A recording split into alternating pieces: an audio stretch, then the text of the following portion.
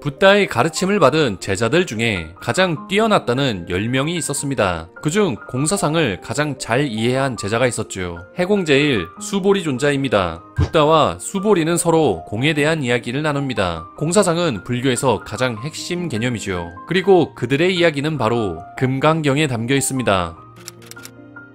금강경은 서기 1세기 전후로 성립된 불교 경전입니다. 본래 제목은 금강반야바라밀경입니다. 금강은 다이아몬드를 뜻하며 단단하고 값진 지혜를 의미합니다. 또는 번개를 뜻하기도 하며 온갖 번뇌를 깨트린다는 의미가 있죠. 반야는 지혜를 뜻합니다. 세속적인 지혜라기보다는 불교에서 말하는 깨달음을 말합니다. 바라밀은 깨달음의 언덕입니다. 이상적인 세계인 피안을 말하죠. 금강경의 단단하고 번개 같은 지혜로 번뇌를 깨트려 마침내 깨달음에 도달한다는 의미가 있습니다.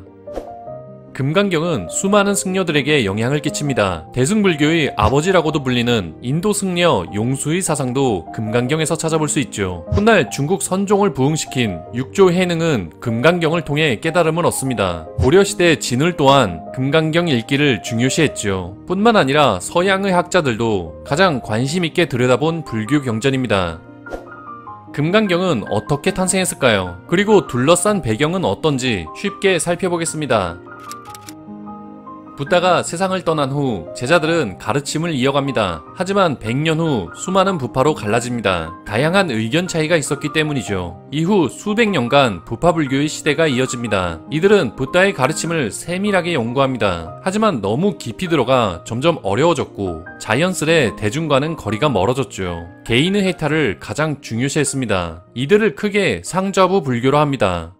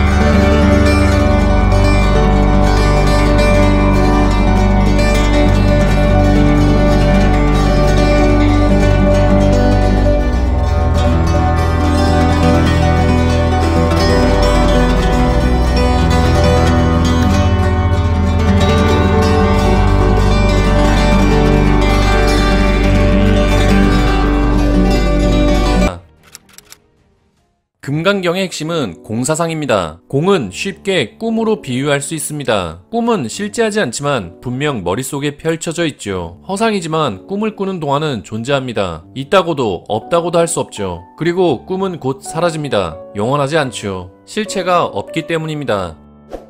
현실에서 보이는 현상들도 마치 꿈과 같다고 이야기합니다. 예를 들어 눈앞에 있는 나무는 보이고 만져지지만 언젠가는 사라질 것입니다. 영원히 존재하는 것은 어디에도 없죠. 실체, 즉 본체라고 하는 것이 없기 때문입니다. 단지 나무가 만들어지는 여러 가지 조건인 씨앗, 흙, 수분, 날씨 같은 인연이 있을 뿐입니다. 나무 하나에는 수많은 인연으로 연결되어 있죠. 세상 모든 것은 서로 인연으로 의지해서 존재합니다. 어떤 본체가 있어서 혼자 뚝 하고 생겨나는 게 아닌 서로 원인과 결과로 기대어 존재하죠. 감정, 판단, 관념 등 무형의 것도 해당합니다. 감정은 주변 사람들의 영향을 받고 관념도 시대에 따라 만들어집니다. 이처럼 불교에서는 인연 화합으로 세상을 바라봅니다. 인연된 모든 것은 실체가 없습니다. 허상처럼 보이는 현상들만 있을 뿐이죠. 그래서 공사상을 있다고도 없다고도 할 수 없는 비유비무라고 합니다. 그리고 항상 변한다는 성질을 가집니다. 엮여있는 인연이 하나씩 바뀌면서 연달아 모든 것이 변합니다. 어제와 오늘의 나는 다릅니다. 지금 이 순간도 계속 달라지고 있죠. 공사상은 끊임없이 변화하는 현상을 가리키기도 합니다. 결코 영원히 존재하는 것은 없죠. 붓다는 금강경에서 이렇게 말합니다. 몸이나 생명이나 형체가 있는 모든 것은 꿈 같고 환상 같고 물거품 같고 그림자 같으며 이슬과 같고 또한 번갯불과 같으니 마땅히 잘 관찰할지니라. 실체가 없는 현상은 눈앞에 잠시 머물다 사라집니다. 따라서 집착은 덧없는 행동이죠. 그럼에도 우리는 왜 집착하게 될까요? 실체 없는 현상에 망상이 씌어졌기 때문입니다. 쉽게 자동차로 예를 들어보겠습니다. 자동차는 엔진과 바퀴, 수많은 부품과 설계도, 공장, 인력, 시간으로 만들어집니다. 자동차는 인연이 모여서 생겨났죠. 모여있는 그것을 자동차라고 이름 붙이지만 본래 자동차가 있었던 것은 아닙니다. 설계도만 두고 자동차라 할 수 없고 엔진만 두고 자동차라 할 수 없습니다. 자동차라 할 수 없는 것들이 모인 기계에 편의상 자동차라고 이름 붙였을 뿐입니다. 그것은 그냥 타고 다니는 기계 덩어리죠. 그런데 현실에선 자동차를 멋지게 포장합니다. 고급진 이름과 부품을 추가해 근사해지고 멋진 모델과 함께 광고까지 합니다. 근사한 자동차를 타면 나도 멋진 사람이 될 것만 같죠. 하지만 이것은 내가 만든 허상입니다. 실제로 멋진 게 아닌 멋지게 보이는 허상임을 알아차리라고 하죠. 멋지다고 감탄은 할 수 있지만 허상에 집착할 필요는 없습니다. 그냥 자동차라고 부르는 기계 덩어리를 볼 뿐이니까요. 마치 고양이 모양 구름을 보는 것과 같습니다. 고양이를 닮았다고 감탄은 할 수 있습니다. 하지만 그것이 진짜 고양이라고 생각하는 것은 어리석은 생각이죠. 그리고 고양이 모양 구름은 곧 바람에 흩어져 사라집니다. 자동차라 생각한 그 기계 덩어리도 결국 시간이 지나면 낡고 고장나 폐차하게 됩니다. 모였던 부품들은 어딘가로 흩어지겠죠. 인연에 따라 항상 변합니다. 그 어떤 것도 영원하지 않죠. 나무든 집이든 동물이든 사람이든 요소들이 모여 형태가 생겼을 뿐입니다. 그 형태에 아름답고 추하고 단단하고 부드럽고 등등 온갖 분별망상을 씌우죠. 미인을 보고 아름답다고 느끼는 것도 알고 보면 뼈와 살갗으로 이루어진 사람의 형상일 뿐입니다. 형상도 인연이 모인 상태일 뿐 어떤 망상이 붙어있는 것은 아니죠. 형상에 속아 집착하지 말라고 합니다. 붓다는 수보리에게 묻습니다. 수보리야, 너는 몸의 형상으로 열애를 볼 수 있느냐? 수보리가 답합니다. 알 수 없습니다. 몸의 형상은 진정한 몸의 형상이 아니기 때문입니다. 그러자 붓다가 말했습니다. 모든 현상은 다 허망하며 진실하지 않다. 모든 현상이 허망하다는 것을 볼 수 있다면 열애를 볼 수 있을 것이다. 붓다는 또 말합니다. 형상으로 나를 보거나 음성으로 나를 찾으면 그릇된 길을 가는 자이니 열애를 볼 수 없으리. 형상은 영원하지 않아 허상 같고 허상은 곧 물거품처럼 사라집니다. 잡으려 해도 결국 소나기에서 빠져나가기에 집착은 덧없는 행동이라고 하죠.